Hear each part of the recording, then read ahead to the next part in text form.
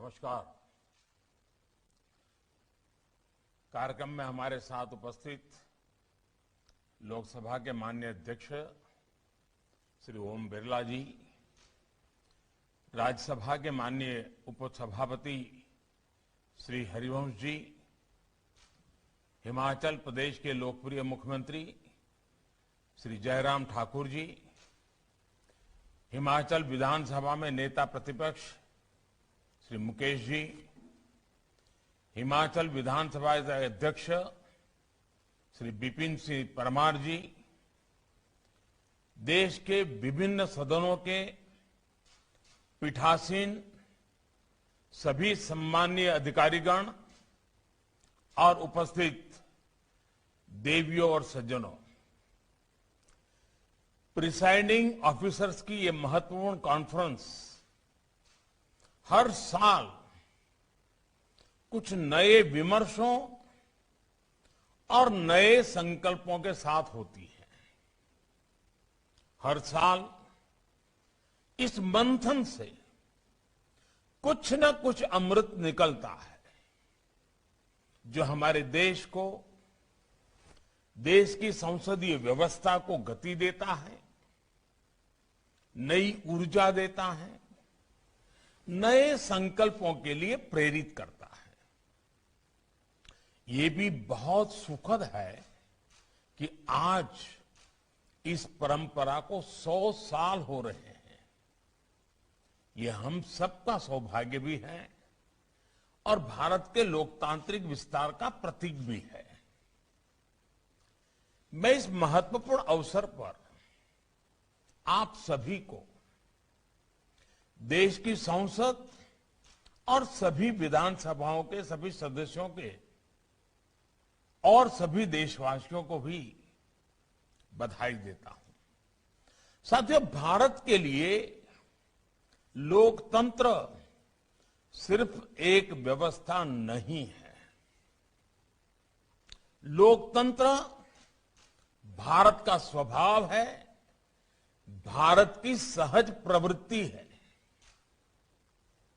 आपकी ये यात्रा इसलिए भी और विशेष हो गई है क्योंकि इस समय भारत अपनी आजादी के 75 साल का पर्व मना रहा है, अमृत महोत्सव मना रहा है। ये संयोग इस कार्यक्रम की विशिष्टता को तो बढ़ाता ही है, साथ ही हमारी जिम्मेदारियों को भी कई गुना कर देता है। साथियों, हमें आने वाले वर्षों में देश को नई ऊंचाइयों पर लेकर जाना है, असाधारण लक्ष्य हासिल करने हैं। ये संकल्प सबके प्रयास से ही पूरे होंगे और लोकतंत्र में, भारत की संघीय व्यवस्था में जब हम सबका प्रयास की बात करते हैं तो सभी राज्यों की भूमिका उसका बड़ा आधार होती है। देश के बीते सालों में देश ने जो हासिल किया है उसमें राज्यों की सक्रिय भागीदारी ने बड़ी भूमिका निभाई है। चाहे पूर्वोत्तर की दशकों पूरी समस्याओं का समाधान हो, दशकों से अटकी लटकी विकास की तमाम बड़ी परियोजनाओं को पूरा करना हो, ऐसे कितने ही काम हैं जो देश ने बीते सालों में किए हैं, सबके प्रयास से किए हैं। अभी सबसे बड़ा उदाहरण हमारे सामने कोरोना का ही है। इतनी बड़ी लड़ाई देश ने सब राज्यों को साथ लेकर जिस एकजुटता से लड़ी, वो अपने आप में ऐतिहासिक है। आज भारत 110 करोड़ वैक्सीन डोज ऐसा बड़ा आंकड़ा पार कर चुका है। जो कभी असंभव लगता था वो आज संभव हो रहा है। इसलिए हमारे सामने भविष्य के जो सपने हैं, जो अमृत संकल्प हैं, वो भी पूरे होंगे। देश और राज्यों के एकजुट प्रयासों से ही ये पूरे होने वाले हैं। ये समय अपनी सफलताओं को आगे बढ़ाने का है, जो रह गया है उसे पूरा करने का है, और साथ ही एक नई सोच, नए विजन के साथ हमें भविष्य के लिए नए नियम और नीतियां भी बनानी है। हमारे सदन की परंपराओं और व्यवस्थाएं स्वभाव से भारतीय हो। हमारी नीतियां, हमारे कानून भारतीयता के भाव को, एक भारत श्रेष्ठ भारत के संकल्प को मजबूत करने वाले हो। और सबसे महत्वपूर्ण, सदन में हमारा खुद का भी आचार व्यवहार भारतीय मूल्यों के हिसाब से हो। ये हम सबकी जिम्मेदारी है। इस दिशा में हमें अभी भी बहुत कुछ करने के अवसर है। साथियों, हमारा देश विविधताओं से भरा है। अपनी हजारों वर्ष की विकास यात्रा में हम इस बात को अंगीकृत कर चुके हैं कि विविधता के बीच भी एकता की भव्य, एकता की दिव्य अखंड धारा बहती है। एकता की यही अखंड धारा हमारी विविधता को संजोती है, उसका संरक्षण भी करती है। आज के बदलते हुए इस समय में हमारे सदनों की विशेष जिम्मेदारी है कि देश की एकता और देश की अखंडता के संबंध में अगर एक भी भिन्न स्वर उठता है तो उससे सतर्क रहना है। विविधता को विरासत के रूप में गौरव मिलता रहे, हम अपनी विविधता का उत्सव मनाते रहें।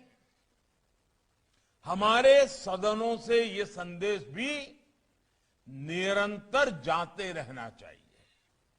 साथियों, अक्सर राजनेताओं के बारे में, जनप्रतिनिधियों के बारे में कुछ लोग ये छवि बना लेते हैं कि ये नेता है तो 24 घंटे राजनीतिक उठापटक में ही जुटे होंगे, किसी जोड़ तोड़ खींचतान में जुटे होंगे। लेकिन आप गौर करें तो हर राजनीतिक दल में ऐसे जनप्रतिनिधि होते हैं जो राजनीति से परे अपना समय, अपना जीवन समाज की सेवा में, समाज के लोगों के उत्थान में खपा देते हैं। उनके ये सेवा कार्य राजनीति में लोगों की आस्था को, विश्वास को मजबूत बनाए रखते हैं। ऐसे जनप्रतिनिधियों को समर्पित मेरा एक सुझाव है। हम अपने सदनों में बहुत सी विविधताएं करते हैं, जैसे प्राइवेट बिल लाते हैं उसके लिए समय निकालते हैं, कुछ सदनों में 0 ओवर के लिए समय निकालते हैं। क्या साल में 3-4 दिन, किसी सदन में 1 दिन, किसी समय 2 दिन ऐसे रखे जा सकते हैं कि जिसमें समाज के लिए कुछ विशेष कर रहे हमारे जो जनप्रतिनिधि है उनके अनुभव हम सुने, वो अपने अनुभव बताएं, अपने समाज जीवन के इस पक्ष के बारे में भी देश को जानकारी दें। आप देखिएगा इससे दूसरे जनप्रतिनिधियों के साथ ही समाज के अन्य लोगों को भी कितना कुछ सीखने को मिलेगा। राजनीतिक क्षेत्र के नेताओं का एक जो रचनात्मक योगदान भी होता है वह भी उजागर होगा, और जो रचनात्मक कामों में लगे हुए लोग हैं उनको भी राजनीति से दूरी बनाए रखने की जो प्रवृत्ति बढ़ती जा रही है, उसके बजाय ऐसी सोच, ऐसी सेवा करने वाले लोग राजनीति से जुड़ते जाएंगे तो राजनीति भी अपने आप में समृद्ध होगी। और मैं मानता हूं कि एक छोटी सी कमेटी बना दी जाए जो ऐसे अनुभवों के संबंध में स्क्रीनिंग कर लें, वेरीफाई कर लें, और फिर कमेटी तय करे कि भाई इतने लोगों का कथन होना चाहिए। तो आप देखिए क्वालिटेटिवली बहुत चेंज आएगा। और मैं जानता हूं कि पीठाधीश जो हैं वे इन बातों को बहुत अच्छी तरह जानते हैं कि कैसे अच्छी से अच्छी चीजें खोज करके ले आना। लेकिन मैं मानता हूं कि इस तरह के आयोजन से बाकी सदस्यों को राजनीति से भी ज्यादा, राजनीति से भी कुछ अलग, कुछ न कुछ करने की प्रेरणा मिलेगी, और साथ ही देश को भी इस तरह के प्रयासों के बारे में जानने का अवसर मिलेगा। साथियों, हम क्वालिटी डिबेट को बढ़ावा देने के लिए कुछ भी और आवश्यकता है। हम लगातार कुछ न कुछ इनोवेटिव कर सकते हैं। डिबेट में वैल्यू एडिशन कैसे हो, क्वालिटेटिवली डिबेट लगातार नए स्टैंडर्ड्स को कैसे प्राप्त करे, हम क्वालिटी डिबेट के लिए भी अलग से समय निर्धारित करने के बारे में सोच सकते हैं क्या? ऐसी डिबेट जिसमें मर्यादा का, गंभीरता का पूरी तरह से पालन हो, कोई राजनीतिक छीटाकशी ना हो, एक तरह से वो सदन का सबसे हेल्दी समय हो, हेल्दी डे हो। मैं रोज के लिए नहीं कह रहा हूं, कभी 2 घंटे, कभी आधा दिन, कभी 1 दिन। क्या हम इस तरह का कुछ प्रयास कर सकते हैं? Healthy day, healthy debate, quality debate, value addition करने वाली डिबेट, रोजमर्रा की राजनीति से बिल्कुल मुक्त डिबेट। साथियों, ये आप भी भली भांति जानते हैं कि जब देश की संसद या कोई विधानसभा अपना नया कार्यकाल शुरू करती है तो उसमें ज्यादातर सदस्य फर्स्ट टाइमर होते हैं। यानी राजनीति में बदलाव लगातार होते हैं, जनता लगातार नए लोगों को, नई ऊर्जा को मौका देती है, और जनता के ही प्रयासों से सदन में भी हमेशा ताजगी, नया उत्साह, नया उमंग आता ही है। हमें इस नए पैन को नई कार्य प्रणाली में ढालने की जरूरत है कि नहीं है? मुझे लगता है कि बदलाव आवश्यक है।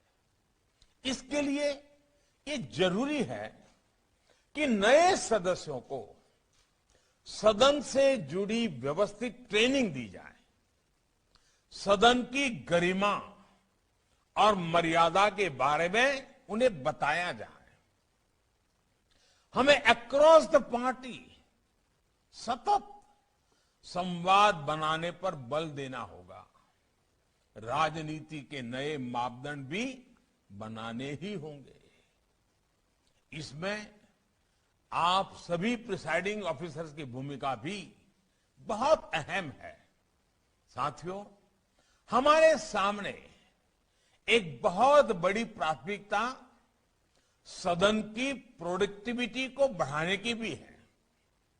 इसके लिए जितना जरूरी सदन का डिसिप्लिन है, उतना ही आवश्यक तय नियमों के प्रति कमिटमेंट भी है। हमारे कानूनों में व्यापकता तभी आएगी जब उनका जनता के हितों में सीधा जुड़ाव होगा, और इसके लिए सदन में सार्थक चर्चा परिचर्चा बहुत जरूरी है। खास तौर पर सदन में युवा सदस्यों को, आकांक्षी क्षेत्रों से आने वाले जनप्रतिनिधियों को, महिलाओं को ज्यादा से ज्यादा मौका मिलना चाहिए। हमारी समितियों को भी इसी तरह ज्यादा व्यवहारिक और प्रासंगिक बनाए जाने पर विचार होना चाहिए। इससे हमारे लिए न केवल देश की समस्याएं और उनके समाधान जानना आसान होगा, बल्कि नए आइडियाज भी सदन तक पहुंचेंगे। साथियों, आप सभी इस बात से परिचित हैं कि बीते सालों में देश ने one nation one ration card, one nation one mobility card जैसी कई व्यवस्थाओं को लागू किया है। क्या इसी तरह की सुविधाओं से हमारी जनता भी कनेक्ट हो रही है और पूरे देश में भी एक साथ हमने एक नया अनुभव आ रहा है, मानो देश उत्तर से दक्षिण, पूरब से पश्चिम, कोने कोने में कनेक्ट हो रहा है। मैं चाहूंगा कि हमारी सभी विधानसभाएं और राज्य अमृत काल में इस अभियान को एक नई ऊंचाई तक लेकर जाएं। मेरा एक विचार, one nation one legislative platform, क्या यह संभव है? एक ऐसा डिजिटल प्लेटफॉर्म, एक ऐसा पोर्टल जो न केवल हमारी संसदीय व्यवस्था को जरूरी टेक्नोलॉजिकल बूस्ट दे, बल्कि देश की सभी लोकतांत्रिक इकाइयों को जोड़ने का भी काम करें। हमारे हाउसेस के लिए सारे रिसोर्सेज इस पोर्टल पर उपलब्ध हो। सेंट्रल और स्टेट लेजिस्लेचर पेपरलेस मोड में काम करें। लोकसभा के माननीय अध्यक्ष और राज्यसभा के उपसभापति महोदय के नेतृत्व में आप प्रिसाइडिंग ऑफिसर्स इस व्यवस्था को आगे बढ़ा सकते हैं। हमारे संसद और सभी विधानमंडलों की लाइब्रेरीज को भी डिजिटाइज करने और ऑनलाइन अवेलेबल कराने के लिए चल रहे कार्यों में भी तेजी लानी होगी। साथियों, आजादी के इस अमृत काल में हम तेजी से आजादी के 100 साल की तरफ बढ़ रहे हैं। आपकी 75 वर्षों की यात्रा इस बात की साक्षी है कि समय कितनी तेजी से बदलता है। अगले 25 वर्ष भारत के लिए बहुत महत्वपूर्ण है। 25 साल के बाद हम आजादी के 100 साल मनाने वाले हैं,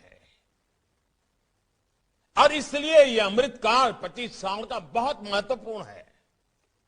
क्या इसमें हम एक मंत्र पूरी मजबूती के साथ, पूरे समर्पण के साथ, पूरी जिम्मेदारी के साथ एक मंत्र को चरितार्थ कर सकते हैं क्या? मेरी दृष्टि से वो मंत्र है कर्तव्य। कर्तव्य कर्तव्य कर्तव्य ही कर्तव्य। सदन में भी कर्तव्य की बात, सदन से संदेश भी कर्तव्य का ही हो। सदस्यों की वाणी में भी कर्तव्य की महक हो, उनके वर्तन में भी कर्तव्य की परिपाटी हो, परंपरा हो। सदियों की जीवन शैली, आचार विचार में भी कर्तव्य प्राथमिक हो। सदस्यों के मंथन में, वाद विवाद में, संवाद में, समाधान में, हर बात में कर्तव्य सर्वोपरि हो। हर तरफ सिर्फ कर्तव्य की बात हो, कर्तव्य का बोध हो। अगले 25 साल की हमारी कार्यशैली के हर पहलू में कर्तव्य को ही सर्वोच्च प्राथमिकता दी जाए। हमारा संविधान भी हमें यही कहता है। जब सदनों से यह संदेश जाएगा,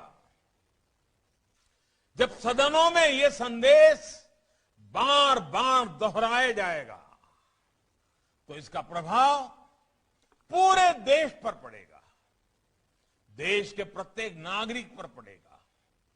देश बीते 75 वर्षों में जिस गति से आगे बढ़ा है, उससे कई गुना गति से देश को आगे बढ़ाने का मंत्र है कर्तव्य।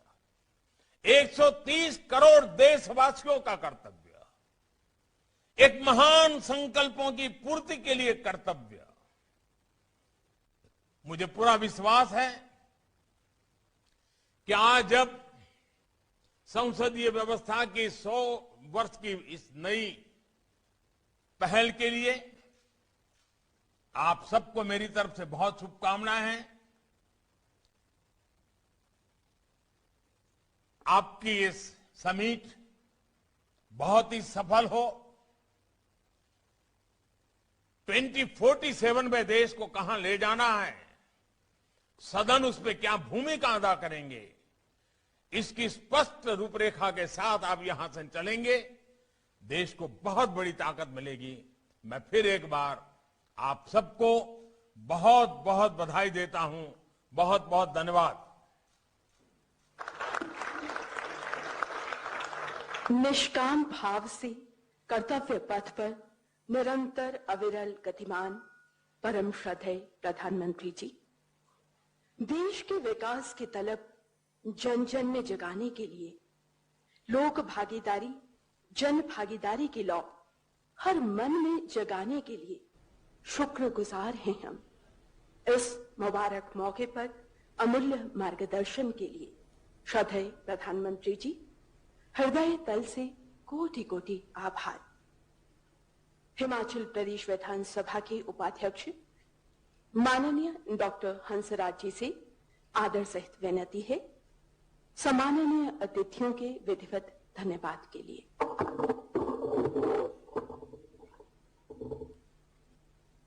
मैं देश के यशस्वी प्रधानमंत्री आदरणीय श्री नरेंद्र मोदी जी का, अखिल भारतीय पीठासीन अधिकारियों के चेयरमैन एवं लोकसभा के सम्माननीय अध्यक्ष श्री ओम बिरला जी का, हिमाचल प्रदेश के लोकप्रिय मुख्यमंत्री ठाकुर जयराम जी का, राज्यसभा के माननीय उप सभापति श्री हरवंश जी का, हिमाचल प्रदेश विधानसभा के माननीय अध्यक्ष श्री विपिन सिंह परमार जी का, नेता प्रतिपक्ष श्री मुकेश अग्निहोत्री जी का, विधान परिषदों विधानसभा सभाओं के पीठासीन अधिकारी, उप पीठासीन अधिकारी, मंत्री परिषद के सभी सदस्यगण, माननीय विधायकगण, विधानसभा के सभी पूर्व अध्यक्ष जो आज यहाँ इस कार्यक्रम में मौजूद हैं, तथा मीडिया के सभी साथीगण, मैं सबका बहुत बहुत आभार व्यक्त करता हूँ।